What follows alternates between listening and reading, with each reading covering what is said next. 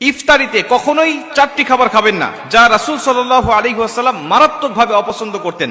আর উম্মত হিসাবে রাসূল সাল্লাল্লাহু আলাইহি ওয়াসাল্লাম যেটা অপছন্দ করতেন সেটা আমাদেরকেও বর্জন করতে হবে। রাসূল সাল্লাল্লাহু আলাইহি ওয়াসাল্লাম যেটা পছন্দ করতেন সেটা আমাদেরকে আঁকড়িয়ে ধরতে হবে।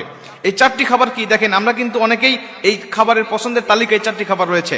প্রথম দুটি খাবার হলো রাসূল সাল্লাল্লাহু আলাইহি ওয়াসাল্লাম বলেন কাঁচা পেঁয়াজ এবং কাঁচা রসুন, যা আমাদের অনেকের পছন্দের তালিকায় আছে এবং ইফতারির সময় আমরা পেঁয়াজের সাথে ছোলার সাথে খুব মজা করে এটা খাই।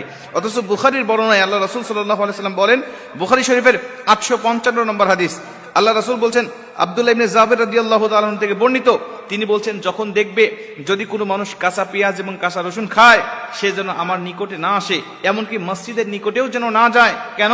কাঁচা রসুন আর কাঁচা পেঁয়াজ খাওয়ার কারণে তার মুখ থেকে এক প্রকার দুর্গন্ধ বের হয়, যা ফেরেশতাদেরকে মারাত্মক কষ্ট দেয়, অন্য মুসলিম অন্য মুমিনদেরকে মারাত্মক কষ্ট দেয়। এজন্য কাঁচা পেঁয়াজ খেয়ে যেন সে মসজিদের দিকে না আসে। এখন বলতে পারেন যে হুজুর, তাহলে কাঁচা পেঁয়াজ খাওয়া কি নাজায়েজ? এটা কি গুনাহের কাজ?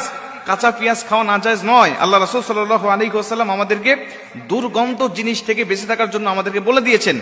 আপনার যদি একান্তই যদি অভ্যাস হয়ে যায় যা কাঁচা পেঁয়াজ না খাইলে আপনার ভালো লাগে না, আপনি এই সময় খাবেন না। কারণ ইফতার করার পরেই আপনাকে নামাজে দাঁড়াতে হবে।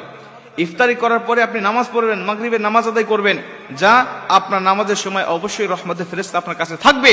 অতএব এই সময় যদি আপনার কাঁচা পেঁয়াজ খেয়ে নামাজে দাঁড়িয়ে যান, তাহলে আপনার নিকট ফেরেশতা আসবে না, বা আসলেও তাদের খুব কষ্ট হবে। এই জন্য রাসূল সাল্লাল্লাহু আলাইহি ওয়াসাল্লাম নিষেধ করতেন। আরেকটা হাদিসের মধ্যে আসছে, আল্লাহ রাসূল সাল্লাল্লাহু আলাইহি ওয়াসাল্লাম একটি দাওয়াতে গেলেন, যাওয়ার পর দেখলেন যে কাঁচা পেঁয়াজ দিয়ে তিনি সালাদ বানিয়েছেন। আল্লাহ রাসূল বললেন, এটা কে বানিয়েছে?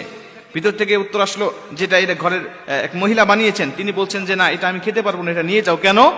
এটা খেতে পারবো না এই জন্য যে আমার সাথে ফেরেশতা থাকে, আর এটা খেলে আমার ফেরেশতাদেরকে খুব কষ্ট দেয়, অতএব এটা আমি খেতে পারবো না। নাসাই শরীফের বর্ণনায় আসছে, আল্লাহ রাসূল সাল্লাল্লাহু আলাইহি ওয়াসাল্লাম বলছেন, তোমরা পেঁয়াজ খাবে কিন্তু রান্না করে খাবে, যাতে এই দুর্গন্ধটা দূর হয়ে যায়। এজন্য প্রথম দুটি তালিকায় আমাদের রয়েছে কাঁচা পেঁয়াজ এবং কাঁচা রসুন। এটা আমি একসাথে বললাম এর জন্য, কারণ একই হাদিসের মধ্যে এই কাঁচা পেঁয়াজ আর কাঁচা রসুনের কথা আল্লাহ রাসূল সাল্লাল্লাহু আলাইহি ওয়াসাল্লাম বলে দিয়েছেন। 3 নম্বরে আল্লাহ রাসূল সাল্লাল্লাহু আলাইহি ওয়াসাল্লাম বলেছেন যে অতিরিক্ত গরম খাবার তোমরা খাবে না। ইফতারির সময় দেখা যাচ্ছে যে তাড়াহুড়া করে রান্না করা হয়, আর আমরা খুবই ক্ষুধার্ত থাকার কারণে, খুবই ক্লান্ত থাকার কারণে আমরা তাড়াহুড়া করে গরম খাবারটা খেয়ে ফেলি। আল্লাহ রাসূল সাল্লাল্লাহু আলাইহি ওয়াসাল্লাম তিরমিজি শরীফের বর্ণনায় আসছে যে রাসূল সাল্লাল্লাহু আলাইহি ওয়াসাল্লাম বলছেন, যদি কেউ গরম খাবার খায়, এই খাবারের মধ্য থেকে সে কোনো বরকত পাবে না। আল্লাহ রাসূল বলছেন, গরম খাবারের মধ্যে কোনো বরকত রাখেন নাই আল্লাহ। এবং তিরমিজি শরীফের বর্ণনায় আসছে, আরেকটা বর্ণনায় আসছে রাসূল সাল্লাল্লাহু আলাইহি ওয়াসাল্লাম বলেন যে ধোঁয়াযুক্ত কোনো খাবার আমি আল্লাহ রাসূল খাই নাই।